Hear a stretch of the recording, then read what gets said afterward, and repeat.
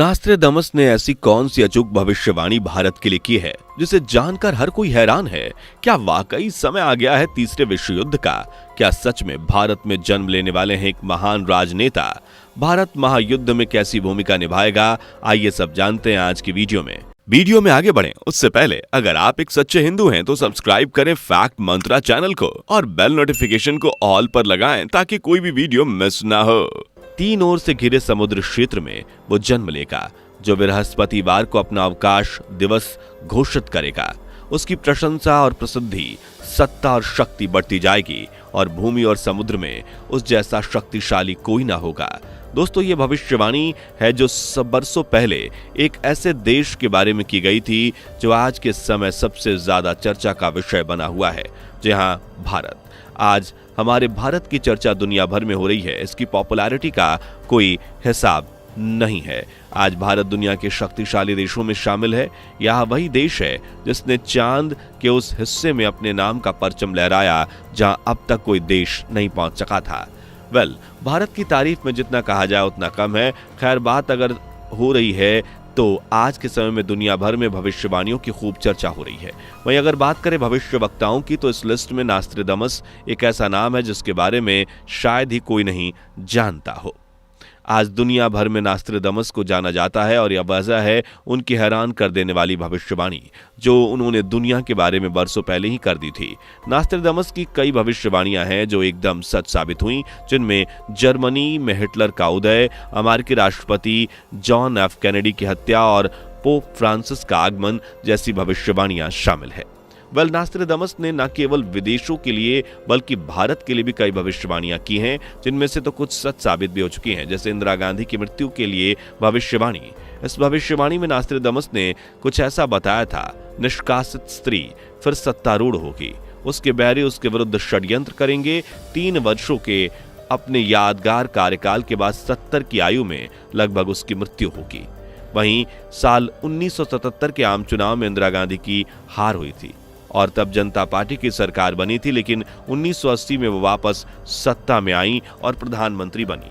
जब उनकी मृत्यु हुई तब वो 67 साल की थी। यही नहीं दोस्तों, नास्ट्रेदामस ने राजीव गांधी की मृत्यु को लेकर भी भविष्यवाणी की थी जो सच साबित हुई। खैर, हम आपको नास्ट्रेदामस की उन भविष्यवाणियों से रूबरू कराने जा रहे हैं जो भारत के लिए सबसे बड़ी भविष्यवाणियां हैं। पर उन भविष्यवाणियों को जानने से पहले हम आपको नास्ट्रेदामस का थोड़ा परिचय दे देते हैं। नास्ट्रेदामस फ्रांस के भविष्यवक्ता हैं। इनका जन्म 14 दिसंबर 1503 को फ्रांस में हुआ था। नास्ट्रेदामस ने अपनी पुस्तक 12 सेंचुरीज यानी कि 1200 ट्रापोड्स लिखे, जिनमें से अब केवल 955 मौजूदगी में है। इनमें से लगभग 3000 भविष्य कथनों का वर्णन हुआ है और बीते हुए 50 वर्षों में उनकी लगभग 800 भविष्यवाणियां सच साबित हुई हैं। यानी आप इस आंकड़े से ये अंदाजा लगा सकते हैं कि नास्ट्रेदामस किस तरह के भविष्यवक्ता रहे थे। नास्ट्रेदामस की कल गणना के अनुसार हम चंद्रमा के द्वितीय महान चक्र अवधि से गुजर रहे हैं जो साल 1889 से शुरू हुई है और साल 2243 में समाप्त हो जाएगी। लगभग 499 साल पहले की हुई इस भविष्यवाणी के अनुसार यह अवधि मनुष्य जाति के लिए रजत युग है। साथ ही बता दें, नास्ट्रेदामस की भविष्यवाणी में तीसरे महायुद्ध का भी जिक्र किया गया है, जिसमें भारत के लिए कहा गया है कि भारत इस युद्ध में एक अहम भूमिका निभाएगा। साथ ही इस दौरान एक ऐसे राजनेता की भविष्यवाणी भी की गई है जो दुनिया का मुखिया होगा और विश्व शांति लाएगा।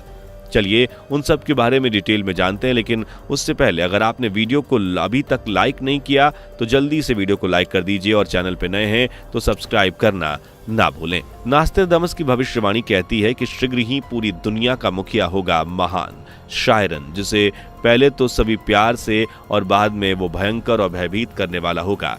उसकी ख्याति आसमान चूमेंगी और वो विजेता के रूप में सम्मान पाएगा। नास्ट्रेदामस के अनुसार एशिया में वो होगा जो यूरोप में ना हो सका। इसके बाद बताया गया है कि एक विद्वान शांतिदूत सभी राष्ट्रों पर हावी होगा।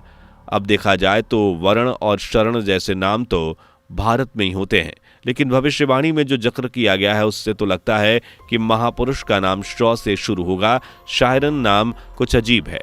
वैसे नास्ट्रेदामस ने इसे इंग्लिश में चायरन लिखा है। इस दौरान एक व्यक्ति के नाम का जिक्र किया गया जिसका नाम एलिस बताया गया है। इस व्यक्ति की बर्बरता के बारे में लिखा गया है कि भविष्यवाणी के अनुसार उसका हाथ अत्यंत खूनी होगा और जो एलिस तक पहुंच जाएगा। उसके बाद उस व्यक्ति की सजा के बारे में लिखा गया है। बताया गया है कि वो समुद्री रास्ते से भागने में नाकाम रहेगा। 2 नदियों के बीच सेना उसे घेर लेगी। नास्ट्राडामस की एक भविष्यवाणी ऐसी भी है जिसमें बताया गया है कि सागरों के नाम वाला धर्म चांद पर निर्भर रहने वाले के मुकाबले तेजी से पनपेगा। अब यहाँ गौर फरमाया जाए तो चांद पर निर्भर केवल एक ही धर्म है, इस्लाम। वहीं सागर के धर्म की बात करें तो दुनिया में जितने भी सागर हैं उनमें से सिर्फ हिंद महासागर के नाम पर एक धर्म है जिसे हिंदू धर्म के नाम से जाना जाता है। और इस भविष्यवाणी से हम ये समझ सकते हैं कि नास्ट्राडामस ने भारत और हिंदुओं के उत्थान की भविष्यवाणी की है। ये तो कुछ नहीं दोस्तों, सबसे बड़ी भविष्यवाणी तो ये है कि 3 ओर से घिरे समुद्र क्षेत्र में वो जन्म लेगा जो बृहस्पतिवार को अपना अवकाश घोषित करेगा। उसकी प्रशंसा और शक्ति बढ़ती जाएगी और भूमि और समुद्र में उस जैसा शक्तिशाली कोई नहीं होगा।